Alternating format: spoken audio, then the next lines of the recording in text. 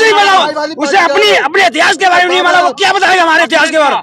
कुछ लोग कह रहे हैं कि अखिलेश के बाप दादा राजपूतों को धोखा दिए थे, तोप चुरा के बेचे थे, इसीलिए। अरे उसके बाप ने खुद राजपूतों से राजनीति सीखी है, वो हमें क्या बताएगा। और समाजवादी पार्टी का वो नालायक हमें क्या बताएगा हमारे इतिहास के बारे में। देख रहे हैं यहाँ पर चारों तरफ जो है राजपूतों का जन सैलाब उमड़ पड़ा है और कम से कम ये 1 लाख की भीड़ होगी और अभी तो 1 बजे ही है। आप समझ सकते हैं शाम होते होते संख्या 2-3 लाख तक जा सकती है।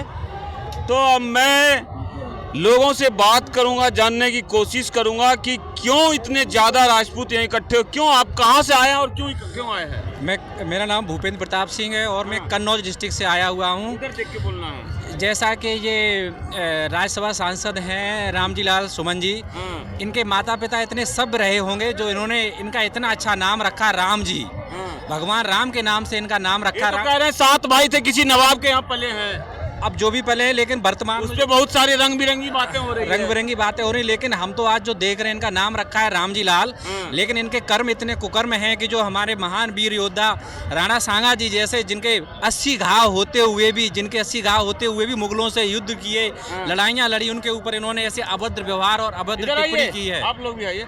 तो क्या लग रहा है कि अभद्र व्यवहार किया, क्या होना चाहिए उसके साथ और क्यों राजपूतों के साथ ऐसे होता रहता है। तुरंत माफी मांगनी चाहिए रामजी लाल सुमन को जी। सभी क्षत्रिय भाइयों से तुरंत माफी मांगनी चाहिए। उन्होंने हमारे महानतम प्रार्थनीय महाराणा सांगा के बारे में जो शब्द बोले हैं तुरंत वापस लेते हुए उन्होंने पूरे समाज से माफी मांगनी चाहिए। पूरे समाज से माफी मांगनी चाहिए। अच्छा ये बताओ भाई साहब, एक इधर आइए, इधर कहाँ से आए हैं। पिपरोट गांव। जिला कौन सा। मथुरा। तो इधर ऐसे सामने होके बोलोगे ना, तुम्हारा दिखना चाहिए। मथुरा से। हाँ जी। अच्छा, ठाकुर साहब हैं। हाँ जी। बाबू साहब बोलते हैं बिहार में, पता है ना। नहीं पता है। नहीं। तो यहाँ किस लिए आए हैं।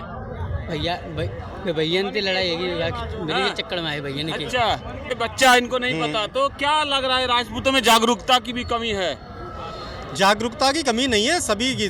देखिए आप अलग अलग प्रदेश से, अलग अलग जिले से सभी क्षत्रिय भाई आए हुए और सभी इतना बड़ा समुदाय होते हुए भी आप देख सकते हैं कहीं पे भी कोई लड़ाई नहीं, कोई झगड़ा नहीं, सब प्रतिष्ठित पढ़े लिखे पूरा समाज जुड़ा जिले हुआ से है। आए हैं आप। मैं डिस्ट्रिक्ट मैनपुरी से हूँ, नाम मेरा रचित चौहान है। अच्छा, मैनपुरी जिले से आया हूँ मैं। ये बताइए, राणा सांगा एक ऐसे योद्धा थे, महाराणा प्रताप से सैन्य शक्ति और ताकत में बहुत ऊंचे लेवल के लोग थे। वो सम्राट के जो है लेवल के थे, तो आपके तो पढ़ाया ही नहीं जाता किताबों में उनको। जो तो किसको पढ़ा दिए, वो हार गया, वो 2000 सेना 5000 सेना जब वाले। मैं इसका आपको बताऊंगा, जब हमारा देश आज़ाद हुआ, देश आज़ाद होने के बाद में जो पहले शिक्षा मंत्री बने वो मुस्लिम समुदाय से थे। उन्होंने पूरे इतिहास को ही तोड़ मरोड़ के रख दिया।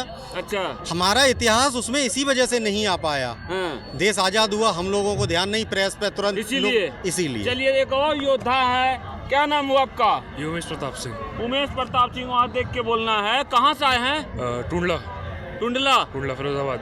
अच्छा, टुंडला फिरोजाबाद है, ये इस साइड पड़ता है आपका है। इस साइड पड़ता है, मतलब जो है फिरोजाबाद जिले। हाँ, जो उत्तराखंड की साइड। अरे उत्तर प्रदेश, फिरोजाबाद।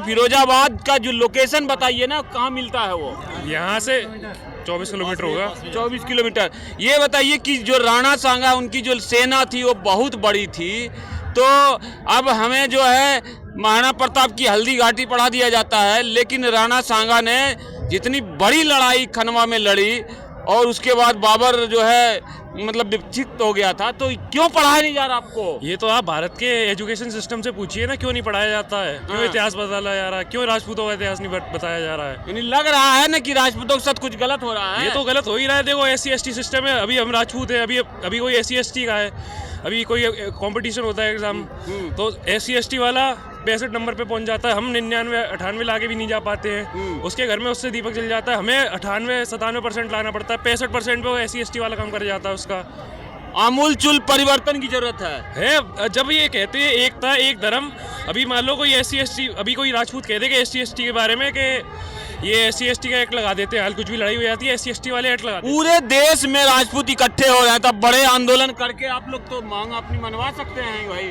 रिजर्वेशन को खत्म करो। बिल्कुल बिल्कुल, पर सुनते तो तभी है ना जब ये सब अपने को करना पड़े। हाँ। बिना इसके बिना किए कोई सुनेगा नहीं। बच्चा भी जब दूध नहीं मांगते तो माँ दूध नहीं देती, आपको पता है ना। सही बात है। हैं? पता लगता है मेरा बेटा रो रहा है तब देते हैं दूध। हाँ, सही बात। क्या नाम हुआ? मेरा नाम अभिनव है। आप भी आए फिरोजाबाद से? हाँ। फिरोजाबाद से आए हैं। फिर आप बताइए फिरोजाबाद का सही लोकेशन मुझे बताइए, क्योंकि वहाँ चूड़ियों का वो है, फैक्ट्री है। मैं एक्चुअली आसपास के जिले नहीं, मैं एक्चुअली बरेली से आया हूँ। बरेली यहाँ से। लग रहा क्या बरेली के आसपास है क्या फिरोजाबाद? नहीं, फिरोजाबाद के लोकेशन जो पड़ता है, आप दिल्ली वाला फिरोजाबाद से हो क्या? ये नहीं जो यहाँ फिरोजाबाद जो यहाँ 35-40 किलोमीटर दूर है, ये उस फिरोजाबाद से है। मैं आया हूँ यहाँ से 240 किलोमीटर दूर बरेली से। बरेली पड़ता है, यहाँ से आप जाएंगे मुरादाबाद वाले रूट में। पे। जान रहा हूँ उत्तराखंड के इलाके की तरफ बॉर्डर आप भी कह सकते हो, बॉर्डर पड़ता है, नैनीताल का स्टार्ट हो जाता है आगे हल्द्वानी के बाद। तो आप वहाँ से आए हैं और क्या क्या लग रहा है कि जो है अब लेवल जो है कुछ पार कर गया, इसलिए आना पड़ गया? देखिए, आप जैसे बात कर रहे थे कि एजुकेशन सिस्टम में कमी है, वो तो मैं मानता हूँ एजुकेशन सिस्टम में कमी है, लेकिन हमें भी खुद कुछ पढ़ाई करनी चाहिए अपने। जैसे महाराणा सांगा जी के बारे में, जैसे महाराणा प्रताप जी के बारे में पता है, राणा सांगा जी ने 100 युद्ध लड़े, 80 घाव उनके तन पे थे, और अपने युद्ध में वो मूर्छित हो गए थे लड़ते लड़ते। तब उनके जो साले थे वो उन्हें वहां से युद्ध से वहां से बाहर लेकर गए। मैं आपको बताऊं, आपने महाराणा प्रताप का भी युद्ध पढ़ा होगा, हल्दी घाटी और भी कई सारे। महाराणा प्रताप की सेना में पैदल भी सैनिक होते थे, भी होते थे, पैदल सैनिक भी लेकिन राणा सांगा की सेना में कोई पैदल सैनिक नहीं होता। राणा सांगा जी की जो सेना थी, जो शुरुआती सेना थी, वो कई सल्तनत को मिलाकर एक सेना बनी थी। राणा सांगा जी की सल्तनत जो आज के मौजूदा गुजरात है, राजस्थान और मध्य प्रदेश, तीनों में उनका शासन था। और तीनों शासन की सेनाओं को आप अंदाजा लगा सकते हो कि कितनी बड़ी सेना थी। और मुगल जितने भी बड़े थे, इब्राहिम लोदी से लेके बाबर तक, दोनों उनसे कांपते थे। इब्राहिम लोदी को उन्होंने अकेले युद्ध में लड़ाया, बाबर उनके सामने कभी कर नहीं पाया। और जब भी वो बाबर उनके सामने आता था तो ये छलिया कपट की करने की कोशिश करता था। उसने उनका पैर काटने की कोशिश करी, हाथ काटने की कोशिश करी, उनकी आंख खराब हो गई, फिर भी उन्होंने कभी हार नहीं मानी। मेरा ये कहना है कि महाराणा प्रताप जी डिफेंसिव लड़ाई लड़े, उन्होंने किसी के यहाँ अटैक नहीं किया। राणा सांगा एक ऐसा योद्धा थे, इन पे किसी ने अटैक नहीं किया। इन्होंने गुजरात, मालवा और दिल्ली तीनों के सुल्तान पर इसलिए हमला किया कि इनकी जितनी सेना थी सारे सारे घुड़सवार थे। ऐसे बड़े योद्धा के बारे में ना तो कोई मूवी बन रही है और ना ही उनके बारे में, युद्धों के बारे में कोई विवरण बताया जा रहा है। जी, आप बिल्कुल सही कह रहे हैं। उसे कैवलरी कहा जाता है। जो उनकी घुड़सेना थी और जो उनके हाथी की सेना थी, उसे कैवलरी कहा जाता था उस टाइम पे। इस टाइम पे कैवलरी कहा जाता है। तो जो उनके घुड़सैनिक थे, अब आप ये अंदाजा लगा लीजिए, भारत के अंदर इतनी बड़ी घुड़सेना और इतनी बड़ी हाथियों की जो एक सेना आप कह सकते हो, राणा सांगा जी ने जो निर्माण करके दिखाई थी उस समय में, वो और किसी मुगल सल्तनत के पास भी नहीं थी। आप ये समझिए कि मुगलों की जान जा रही थी, उन्हें अपना वो बस भारत से भागने की मजबूर हो गए थे। अगर उस टाइम सभी राजपूत एकत्रित हो जाते तो मुगलों का नाम उसी टाइम निमट जाता। ये बताइए कि जो राणा सांगा बांध करके लाए इब्राहिम लोदी को, और जो खिलजी थे और बहादुर शाह जफर वगैरह जो गुजरात वाले थे, है ना, तो बहादुर शाह वो एक जफर अलग है, बहादुर शाह थे। तो इन तीनों स्टेट को अब वो क्यों बुलाएंगे बाबर को?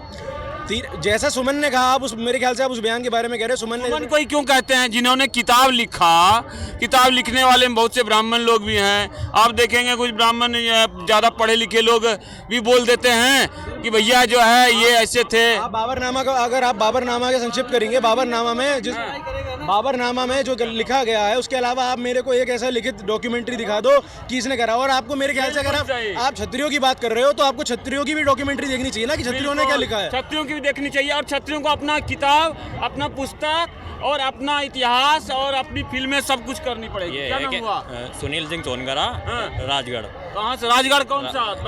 एमपी। क्या बात है, एमपी से आ गए? एमपी से आ गए। ये राजपूतों की एकता दिखा रहे हो? हाँ, यही है। तो जैसे कि बाबरनामा में लिखा हुआ है, इसके अलावा पूरे इतिहासकार, जितने भी इतिहासकार है, वर्तमान इतिहासकार भी ये कह रहे हैं कि इसको मतलब इतिहास में कैसे जोड़ लिया। इस वर्ड को जो लुटेरा है उसकी बुक में उसने लिखा है। स्वयं में मैं लिख सकता हूँ, मैं उसके सुमन के बारे में लिख सकता हूँ कि उसका पिता, मतलब उसके पिता की औलाद नहीं है, वो दूसरे की औलाद है। तब उसको साबित करना पड़ेगा ना। वैसे साबित कर दो बैठ के। वो 5 व्यक्ति को बिठा है, वो भी बैठे और हम भी बैठे, उसको साबित कर देंगे कि ये तूने बोला ना, ये गलत है। वो माफी क्यों नहीं? एक बात, जो इब्राहिम लोदी को बांध के लाता है, धन वसूलता है। मैं पूरी प्रोसेस बताता हूँ। जैसे कि महाराणा सांगा ने गुजरात के सुल्तान गुजरात के सुल्तान को हराया, जिसके बाद मालवा के सुल्तान को हराया, जिसके बाद दिल्ली के 1517 और 1519 में खतौली बाड़ी और खतौली समथिंग वो 2 युद्धों में हराया, और उसके मतलब उसके पुत्र को बंदी बना लिया लास्ट में, और उसका वो जो इब्राहिम लोदी था वो लास्ट में मरने के डर से भाग गया। जबकि राजपूतों ने आज तक मतलब जो जितने भी युद्ध लड़े हैं या तो मरे हैं या आपका इतिहास छुपाया जा रहा या है। मरे हैं या मारे हैं। जो राणा सांगा की बात है, जवाब देंगे। जो ये गद्दार वर्ड है ना, ये अभी भी साबित नहीं हो सकता है। अगर अभी सभी इतिहासकारों को बिठाया तो छोड़िए, जो लोग कुछ लोग माफी नहीं मांग रहा हो, लोग को बीमारी होती है, बीमारी आप लोग दूर करेंगे तब ना। उसको बिठाओ अभी भी। हाँ। अभी कभी जितने इतिहासकार वो बिठाएंगे, वो बताए कि ये इतिहासकार है मेरे, उसको बिठाए। ठीक है, मेरा ये दर्द करेगा इतनी। इधर आइए, आप बताइए, ये बताइए, गद्दार और ये तो कोई किसी को देखते हैं बिना मतलब के भी गाली देता है, हमारी मर्जी देने की वो बात नहीं रही। उन्हें भी पता है कि राणा सांगा क्या थे। दलितों के सबसे बड़ी लीडर है मायावती जी, उन्होंने जो कहना था कह दिया। आप ये देखेंगे कि गाली देने वाले श्री राम तो हजारों गुना बड़े थे ना, ताकतवर से लेके हर कुछ में राणा सांगा से। गाली देने वाले उनको भी देते हैं कि नहीं जी? समस्या तो यहाँ ये असल में है कि जिसकी मर्जी जो आ रहा है वो कर रहा है। मैं आपके माध्यम से कहना चाहता हूँ कि कुछ लोग मैं आपके माध्यम से कहना चाहता हूँ, कुछ लोग एक देहाती कहावत होती है कि लातों के भूत बातों से नहीं मानते हैं। जिस तरीके से रामलीला सुमन ने हमारे परम पूज्य राणा साना जी के ऊपर जो भद्र टिप्पणी की है, रामलीला सुमन को जूतों से मानना चाहिए, क्योंकि उन्होंने हमारे भगवान तुल्य जो हमारे पूर्वज हैं उन पर अभद्र कहते हैं कि आपने फूलन देवी को मार लिया तो क्या सबको मार लेंगे क्या? मैं फूलन देवी की बात नहीं कर रहा हूँ। मैं वर्तमान में जिस तरीके से ये अभद्र टिप्पणी की डरा रहे हैं, अब वो समय नहीं रहा, फूलन देवी को मार लिए वो बात नहीं है।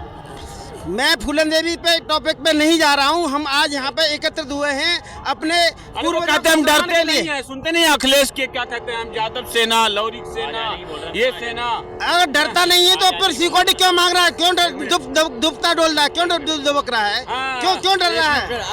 अगर वो दबता नहीं है तो उसका एक बयान भी सामने आ जाता है कि कुछ देर के लिए प्रसार हटा दो, हम देख लेंगे। तो आज का आयात हम उसके घर में है। आज अगर उसके माँ ने अपने पुत्र को जन्म दिया है तो आज आगरा के धरती में हुआ मेरा महोबा से यूपी 95 से क्या बात है, बुंदेलखंड से आया हूँ। अगर सुमन जी मैं उसका अच्छा अनिल में डीएनए टेस्ट हो जाना चाहिए, पता चल जाएगा कि कौन बाबर की औलाद है, कौन राणा सांगा की। हम राणा सांगा वाले हैं। एक मिनट अगर सीना भी खोलेगा तो सनातन निकलेगा। जय भवानी। ये मतलब है ना, ये इतिहास मतलब राजपूतों क्षत्रियों के इतिहास पे मतलब ऐसे टिप्पणी क्यों कर रहे हैं? कारण ये भी क्योंकि जिनके बाप दादा उस समय घर में घुस के वो बिल में रहते ना, बिल में चूहे घुस जाते हैं, वैसे घुस के बैठे थे और हमारे बाप दादा लड़ रहे थे। तो वो आप देख रहे हैं सोशल मीडिया के माध्यम से कि हमारे बाप ने क्या किया। हमारे बाप ने कुछ नहीं किया। अब जिन्होंने किया है वो 1% माइनस पॉइंट है, उसको पकड़ पकड़ के रो रहे हैं। बाबर नामा में बाबर ने अपनी आत्मकथा में लिखा है, उसके अलावा कहीं पर नहीं लिखा हुआ है कि राणा सांगा ने बुलाया मुझे, उसके अलावा कहीं पर नहीं लिखा हुआ है। ये वो भी मानता है, सुमन भी। तो कुल मिला के बात ये है कि जिनके बाप दादा ने कुछ नहीं किया वो क्षत्रियों की मतलब इतिहास को देख के सारा पढ़ लिया। कुछ माइनस पॉइंट है, उसको देखकर उसमें अंगली करते हैं। जिनके बाप दादा कुछ चूहे जैसे